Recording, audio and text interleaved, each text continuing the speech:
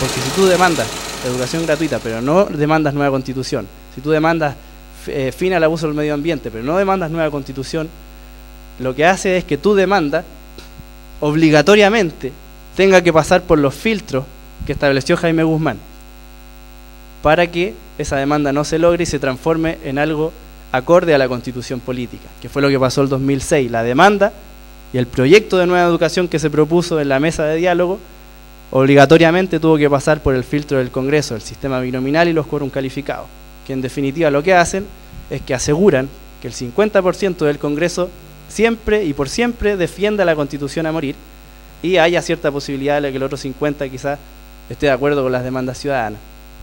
Y establece que el quórum calificado, que para poder cambiar cualquier tema profundo, en este caso la educación gratuita, se requiere hasta los 2/3 del Congreso.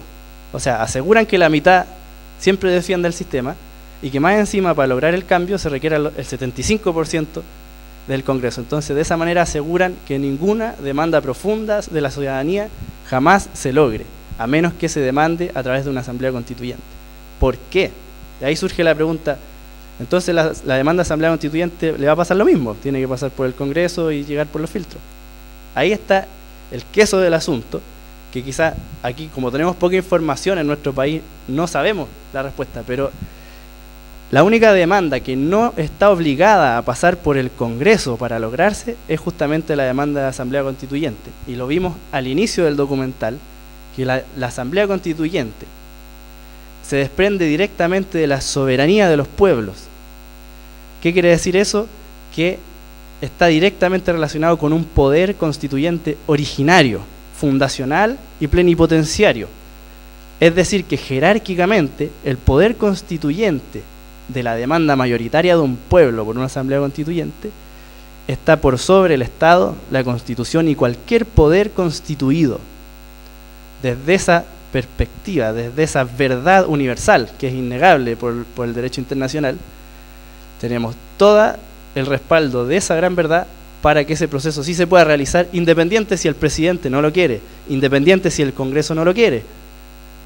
Ahora tenemos que decir cómo funcionan las cosas realmente y concretamente, ellos tienen el poder y todo, pero esa gran verdad es irrefutable por ellos, y en la medida en que la ciudadanía haga conciencia de esa gran verdad, no van a poder refutarla, no van a poder contradecirla, y va a ser una de las armas más grandes. La unidad de la ciudadanía y el reconocimiento de esa verdad jurídica puede ser la arma que determine obligar a los poderes constituidos en algún momento a llamar a un plebiscito por una asamblea constituyente. Esa es la otra parte importante, que se incluya ese plebiscito, porque si no nos puede ocurrir lo mismo que en 1925, en donde sí se hizo una asamblea constituyente popular, pero como no fue precedida de un plebiscito ciertamente institucional, no tuvo la validez ni el respaldo nacional ni internacional para que esa constitución quedara. El plebiscito anterior es necesario porque es un instrumento del pueblo, no es un instrumento de la institucionalidad vigente, ni del poder constituido, ni los poderes que hoy gobiernan. El plebiscito es un poder ciudadano. A diferencia del año 73, en que estaban la mayoría de los gobiernos coludidos con la voluntad de implantar dictaduras, hoy tenemos una realidad sudamericana y latinoamericana en donde la mayoría de los países se ha comprometido a asegurar que no haya más golpes de Estado en el continente y de que si hay procesos constituyentes sean respetados. Eso existe como acuerdo de la mayoría de las naciones de Latinoamérica. Esa es una realidad que va a asegurar que cualquier otro proceso constituyente que se entable ahora pueda tener la menor cantidad de violencia posible. O sea, es una realidad muy diferente a la que tuvimos en el año 73 o en 1830. Antes de terminar, bueno, ahí tenemos una lista de los últimos procesos constituyentes. El caso colombiano es muy parecido a la realidad que tenemos nosotros ahora. Ellos hicieron su asamblea constituyente teniendo un presidente de derecha que no quería la asamblea constituyente. Esa es una realidad extraña. ¿Cómo lo lograron? Bueno, todo surgió de 40 estudiantes, nada más que 40 estudiantes en la Universidad de los Andes de Colombia, estudiantes de Derecho, que empezaron a difundir el tema de la asamblea constituyente y una estrategia en especial que era, ellos tenían elecciones a final de año, donde elegían 6 autoridades, alcaldes, diputados, senadores, etc. Y ellos empezaron a difundir, este pequeño grupo de estudiantes, la idea de llegar a las elecciones con una papeleta extra desde la casa, donde la gente llevara la papeleta diciendo yo voto por una asamblea constituyente. De los 2.800.000 votantes, 2.500.000 llegaron con la papeleta y votaron a la asamblea constituyente. Fue tal no pudieron invisibilizar eso, era imposible. O sea, salían y salían papeletas, millones de papeletas, donde el pueblo decía asamblea constituyente. Los vocales tuvieron que contabilizarla. Habían ahí observadores internacionales, no pudieron hacerse los lesos. En resumen, todo eso conllevó a que el Tribunal Constitucional de ese país, la Sala Constitucional de la Corte Suprema, le dijera al presidente, mira, estás frito, o sea, tienes que llamar a un plebiscito para ver si la gente quiere o no asamblea constituyente, aunque no quieras. Aunque incluso la mayoría de nosotros no lo quiera, pero tuvieron que hacerlo porque si no se echaban encima cosas que no iban a poder controlar. Ese es un caso real de en que el gobierno que estaba era contrario a la asamblea constituyente y aún así, mediante una estrategia absolutamente pacífica, fácil de hacer mediante un papel y un lápiz, el pueblo pudo determinar que se hiciera la asamblea constituyente. Suena quizás ingenuo y irrisorio, pero ocurrió. Caballero.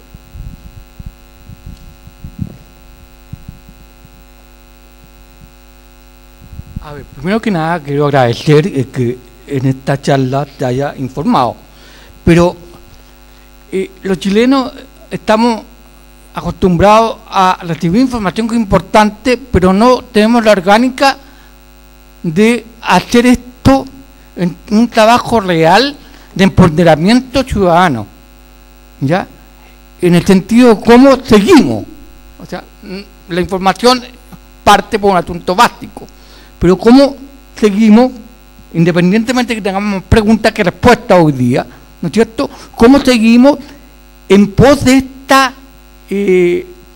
este objetivo, y que no nos descuidamos ni nos desincentivemos en el transcurso de esta lucha no es corta, ¿ya?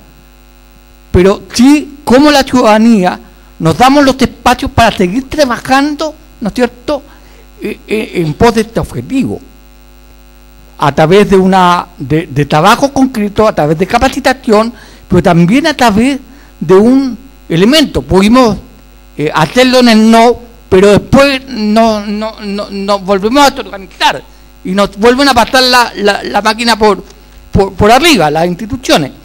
Entonces yo creo que hay que tratar de que este objetivo se cumpla, y ojalá en el más breve plazo posible.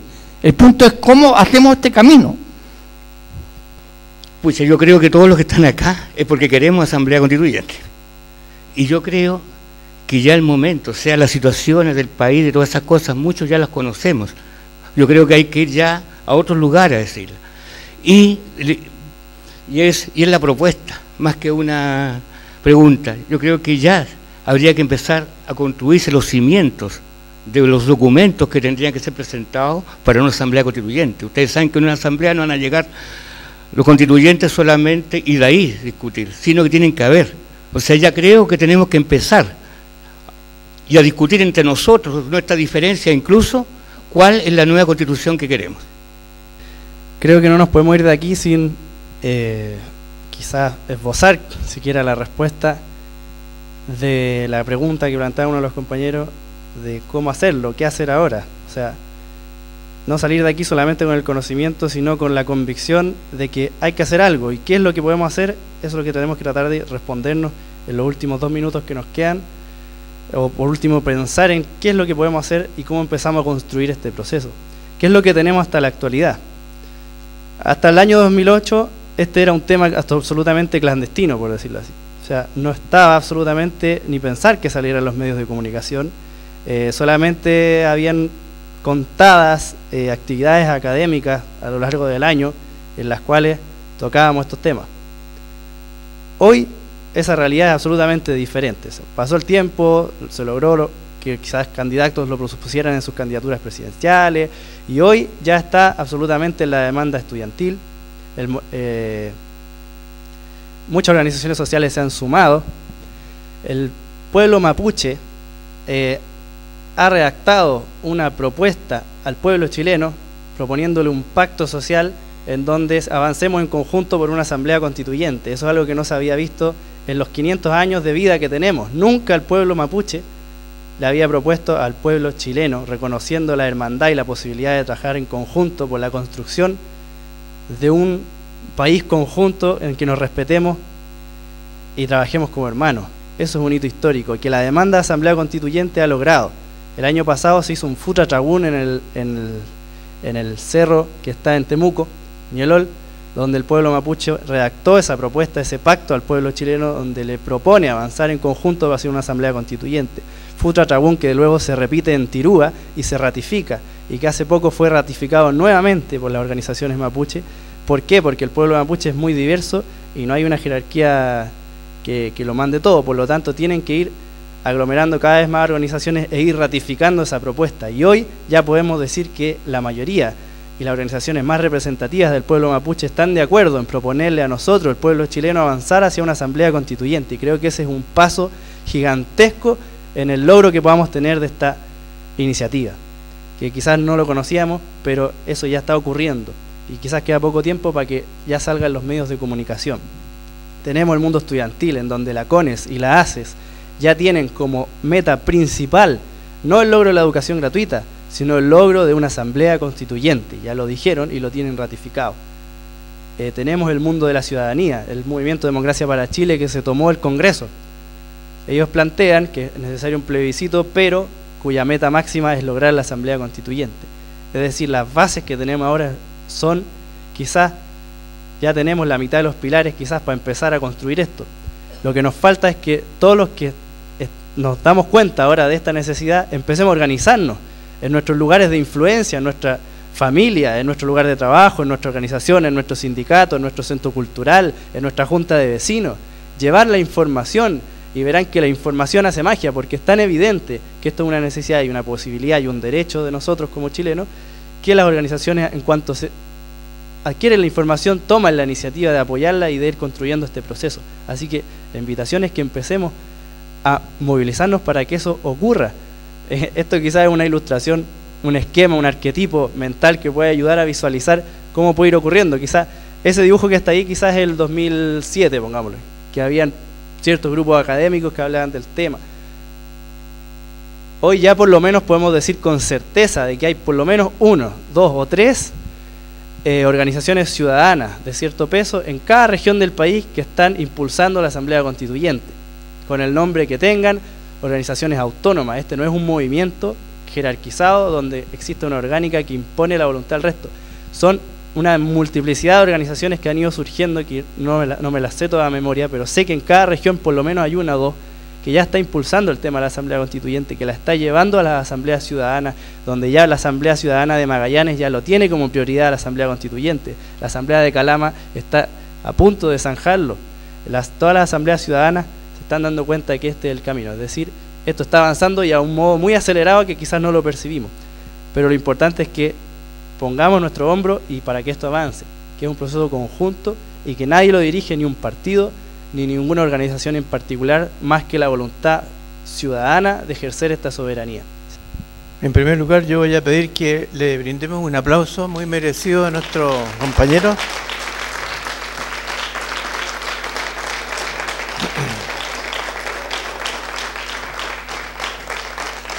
Gracias. A mí me corresponde también hacer los últimos 5 minutos, como en las novelas de misterio, de suspenso. Y yo creo que el suspenso lo llevamos todo en nuestro corazón y sobre todo en nuestro cerebro hoy día, porque hemos tenido una suficiente información de parte de todos los que han podido aportarnos sobre este tema, y pienso que la finalidad de esta Asamblea del Pueblo, que en realidad son estos encuentros de los días lunes, con los compañeros de Víctor Jara TV, ha cumplido con su finalidad.